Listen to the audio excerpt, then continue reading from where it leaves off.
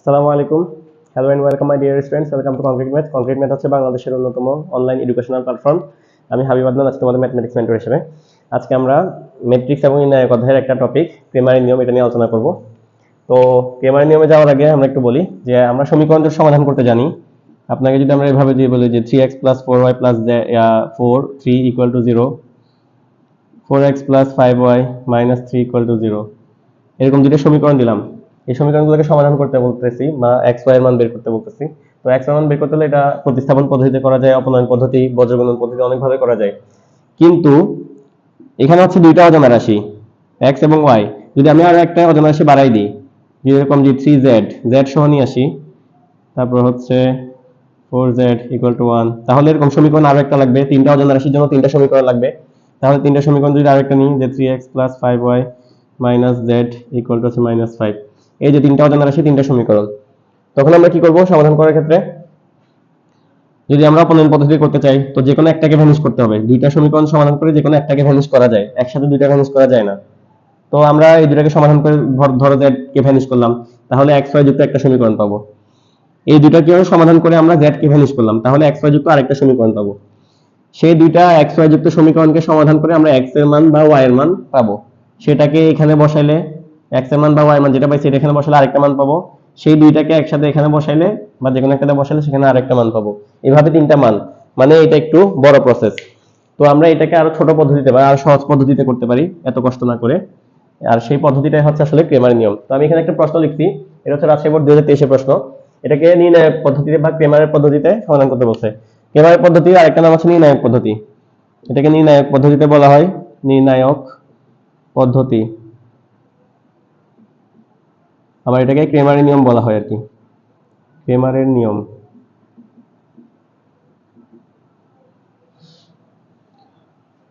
তো এই তিনটা সমীকরণ আমরা ক্রেমারের নিয়ম এখন সমাধান করব। তো সমাধান করার জন্য প্রথমে আমাদেরকে যেটা করতে হবে, ক্রেমারের সূত্রটা আমরা আগে দেখে নিই।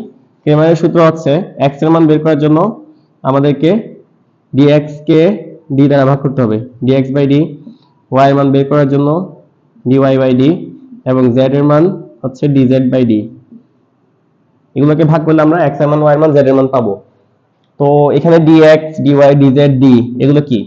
তো প্রথমে আমরা d বের করব। এখানে d হচ্ছে সেই জিনিস যেটা হচ্ছে এই সমীকরণের x y z, x y z এর সহগগুলো দ্বারা গঠিত নির্ণায়কটাই হচ্ছে d। x y z এর সহগ দ্বারা গঠিত নির্ণায়ক, গঠিত নির্ণায়ক, গঠিত নির্ণায়ক হচ্ছে আসলে d। তাহলে x y, এখানে x এর সহগ কত? 1, y এর সহগ -2, z এর সহগ হচ্ছে 2, x এর সহগ 2, y এর সহগ 6, z হচ্ছে -1, এখানে x এর সহগ হচ্ছে 1, y এর সহগ হচ্ছে 3, z এর সহগ হচ্ছে -3। এই যে নির্ণায়ক পাইছি x y z এর সহগগুলো দ্বারা, এটাকে d বলা হয়। তো নির্ণায়কের বিস্তার তোমরা করতে জানো। নির্ণায়কের বিস্তার কিভাবে করতে হয়? প্রথমে 1 নিব, এই সারি বরাবর যদি বিস্তার করি আর কি, তাহলে 1 নিলে এটার সাথে এটা গুণ, মানে এই সারি এই কলাম বাদ, এটার সাথে এটা গুণ, 3 6 -18, সূত্রের মাইনাস, 3 একে -3, -3 এটাকে এই মাইনাসে মাইনাস এটা প্লাস হয়ে যাবে, তাহলে +3 হবে। এরপর প্রথমটা প্লাস নিতে হয়, তারপর এটার জন্য মাইনাস নিতে হয়, তারপর এর জন্য প্লাস নিতে হয়। তো এটার জন্য আমরা মাইনাস নেওয়ার কথা, কিন্তু এখানে আবার মাইনাস থাকার কারণে মাইনাসে মাইনাস এটা প্লাস হয়ে যাবে, +2।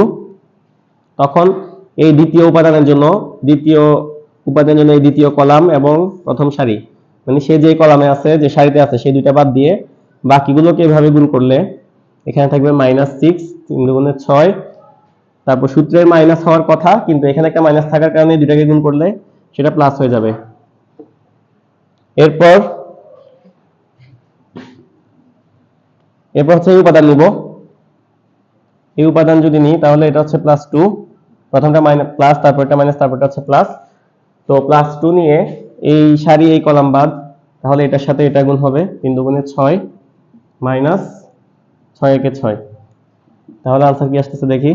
এখান থেকে থাকবে -15, এখান থেকে থাকবে হচ্ছে 6 থেকে 1 গেলে হচ্ছে 5, 5 দুগুণে -10, এখানে থাকবে হচ্ছে 0, তাহলে এখান থেকে থাকবে হচ্ছে -25।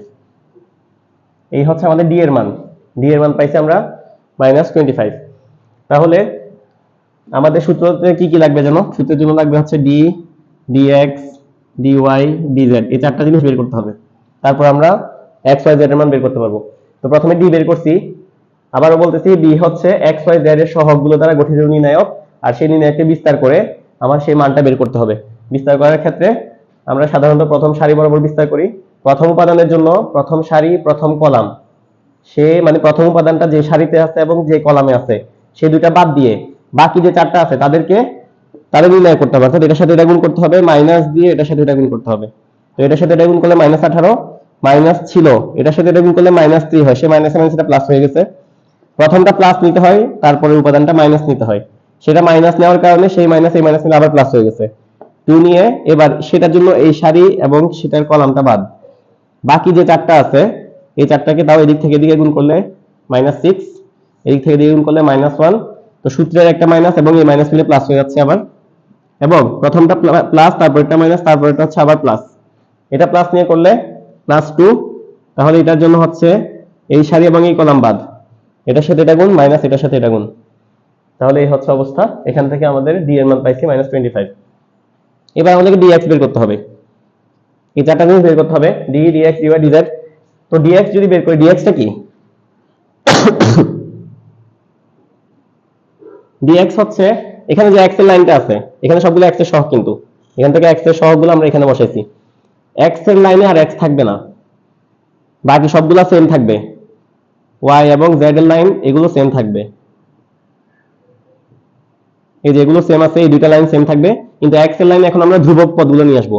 এখানে যে ধ্রুবক পদগুলো থাকবে সেগুলো নিয়ে যে মানটা পাবো সেটা হচ্ছে ডিএক্স। তার মানে এটা কিন্তু আমরা একটু বাংলাতে লিখি, জিনিসটা হবে কি, এক্স এর সহগের স্থলে, এক্স এর সহগ এর স্থলে ধ্রুবক পদ বসিয়ে, ধ্রুবক পদ নিয়ে গঠিত নির্ণায়ক, গঠিত নির্ণায়ক। তাহলে বুঝে গেছো যে এক্স এর লাইনটাতে এক্স থাকবে না, ধ্রুবক পদ থাকবে, বাকি সবগুলো সেম থাকবে, তাহলে সেটাকে আমরা ডিএক্স বলবো। এবার ডিএক্স সেম ভাবে বের করতে হবে। ডিএক্স এর মান, প্রথম উপাদান নাও 1, 1 নিলে এই সারি এই কলাম বাদ, এটার সাথে এটা গুণ -18, সূত্রের মাইনাস, এটার সাথে এটা গুণ মাইনাসে মাইনাসে +3। সূত্রের মাইনাস থাকার কথা এবার, মানে প্রথমটা প্লাস তারপরটার জন্য মাইনাস নিতে হয়, সেই মাইনাস এই মাইনাসে +2, এটার জন্য এই সারি এবং মাঝখানের কলামটা বাদ, তাহলে এটার সাথে এটা গুণ হবে -6। সূত্রের মাইনাস হওয়ার কথা, এটার সাথে এটা গুণ করলে আবার -3, সে মাইনাসে মাইনাসে +3। তারপর হচ্ছে প্রথমটা প্লাস, তারপরটা মাইনাস, তারপরটার জন্য আবার প্লাস নিব, তো +2 নিলাম। নেওয়ার পর এটার জন্য এই সারি এই কলাম বাদ, এই দুইটা সারি কলাম বাদ, এটার সাথে এটা গুণ করলে হচ্ছে 6, মাইনাস এটার সাথে এটা গুণ করলে হচ্ছে 18। তাহলে এখানে কত থাকতেছে -15, এখানে থাকবে হচ্ছে -3, -6, -6, এখানে থাকবে হচ্ছে 18, -18, 12, আমি এখানে 12 থাকতেছে, -12, -12 কিন্তু -24, 12 গুণে 24। তাহলে আমার আনসার হবে এখান থেকে 20, 30, 35, 41, 45, -45 আনসার আসতেছে। তাহলে বুঝতে পারছো ডিএক্সটা কি? ডি এর মান বের করছি আমরা, ডিএক্স এর মান বের করছি। এবার ডিওয়াই এবং ডিজেড বের করতে হবে। তো আমি ডিএক্সটা মুছে দিচ্ছি, আমরা এবার ডিওয়াই বের করব। তো ডিওয়াই এর জন্য সেম কাজ, এক্স এর জন্য এবং জেড এর জন্য, মানে ওয়াই ছাড়া, আমরা এবার লিখব ওয়াই এর স্থলে, এক্স এর স্থলে সহগ বসিয়ে আমরা ডিএক্স পাইছি, তাহলে ওয়াই এর স্থলে সহগ বসিয়ে, ওয়াই এর স্থলে ধ্রুবক পদ বসিয়ে আমরা ডিওয়াই পাবো। তার মানে পুরো আসলে সেম থাকবে, শুধু ওয়াই এর পার্টটা ছাড়া। এটা একটু হিজিবিজি হয়ে গেছে, আমি মুছে দিচ্ছি। এই যে ওয়াই এর পার্টটা হচ্ছে এটা, ওয়াই এর সহগগুলো দ্বারা এই লাইনটা গঠিত হয়েছে, তাহলে ওয়াই এর স্থলে এবার আমরা ধ্রুবক পদ নিয়ে আসবো, বাকিগুলো সেম থাকবে, তাহলে সেটাকে আমরা ডিওয়াই বলবো। ডিওয়াই হচ্ছে তাহলে এখানে 1, 2, 1, এখানে থাকবে 2, -1, -3, আর মাঝখানের লাইন যেটা ওয়াই এর লাইন ছিল সেখানে এবার ধ্রুবক পদ চলে আসবে, মানে 1, 2, 3। বুঝে গেছো আশা করি। তাহলে এটাকেও বিস্তার করে, এবার বিস্তার করলে প্রথমে 1, 1 নিলে এটার সাথে এটা গুণ -6, মাইনাসে মাইনাসে +3, তারপর এটার জন্য মাইনাস নিতে হয় -1, দ্বিতীয় উপাদানের জন্য মাইনাস নিতে হয়, মাইনাস নিয়ে এটার সাথে এটা গুণ, -6 মাইনাস হচ্ছে +1, তারপর তৃতীয় উপাদানের জন্য আবার প্লাস নিতে হয়, +2 নিয়ে এটার সাথে এটা গুণ করলে হচ্ছে 6 - 2, দ্যাট মিন্স এখানে থাকবে -3, এখানে থাকবে হচ্ছে +5, আর এখানে থাকবে হচ্ছে 4 দুগুণে 8, তাহলে থাকতেছে 8 9 10, 8 থেকে 3 গেলে 5, 5 5 10। এটা হচ্ছে dy এর মান। তাহলে আমরা d পাইছি হচ্ছে 25, dx কত পাইছি সেটা একটু লিখে রাখি, dx -45 পাইছিলাম, dy পেলাম হচ্ছে 10। এবার হচ্ছে dz, তাহলে সেম আগের মতো কাজ, dz মানে z এর স্থলে আমরা ধ্রুবক পদ বসাবো। এবার z এর স্থলে, z এর সহগের স্থলে আমরা ধ্রুবক পদ নিয়ে যে নির্ণায়কটা পাবো সেটা হচ্ছে dz। তাহলে বিষয়টা হচ্ছে এরকম, xy সেম থাকবে, z চেঞ্জ হবে, তাহলে 1 2 1 -2 6 3, আর z এর স্থলে আসবে ধ্রুবক পদ, মানে হচ্ছে 1 2 3। এবার এটার মান বের করব আমরা। প্রথমে 1 নিলাম, 1 নিয়ে হচ্ছে এটার সাথে এটা গুণ, 3 6 18, মাইনাস এটার সাথে এটা গুণ, 3 দুগুণে 6, মাইনাস হচ্ছে +2, 6 মাইনাস 2 একে 2, তারপর +1, 1 নিয়ে হচ্ছে 3 দুগুণে 6, মাইনাস 6 একে 6, তাহলে থাকতেছে 18 থেকে 6 গেলে 12, এখানে 6 থেকে 2 গেলে 4, 4 দুগুণে 8, আর এখানে হচ্ছে 0, তাহলে 12 13 20। তাহলে এটা হচ্ছে আমাদের dz এর মান, dz = 20। তাহলে আমাদের চারটা জিনিস বের করা শেষ, d বের করছি, dx বের করছি, dy বের করছি, dz বের করছি। এবার আমরা ক্রেমারের সূত্রে মানগুলো বসাবো শুধু। তাহলে ক্রেমারের সূত্র বা ক্রেমারের নিয়ম অনুসারে বা ক্রেমারের সূত্র অনুসারে, ক্রেমারের সূত্র অনুসারে x এর মান আসবে dx/d, এই সূত্র দিয়ে। তাহলে dx এর মান কত পাইছি আমরা? -45, d এর মান কত পাইছি? -25, দ্যাট মিন্স 5 দিয়ে কাটলে 5 5 25, আচ্ছা 5 নং 45, তাহলে x এর মান হচ্ছে 9/5, x এর মান পেয়ে গেছি। এবার y এর মান বের করব, y এর সূত্র হচ্ছে dy/d, dy/d, dy পাইছি হচ্ছে 10, এটা পাইছি -25, তাহলে কাটাকাটি করলে মাইনাস, এখানে থাকবে হচ্ছে 5, এখানে থাকবে 5 দুগুণে 10, -2/5।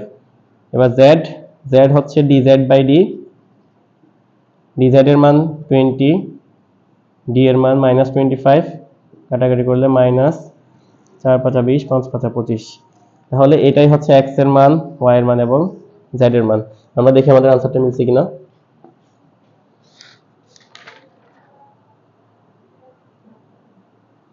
9/5 -2/5 -4/5, হ্যাঁ আমাদের আনসার চলে আসছে। তাহলে এটাই হচ্ছে ক্রেমার নিয়ম। এভাবে সব তিনটা অজানা রাশি যদি থাকে আমরা ক্রেমার নিয়মে খুব সহজে করতে পারবো।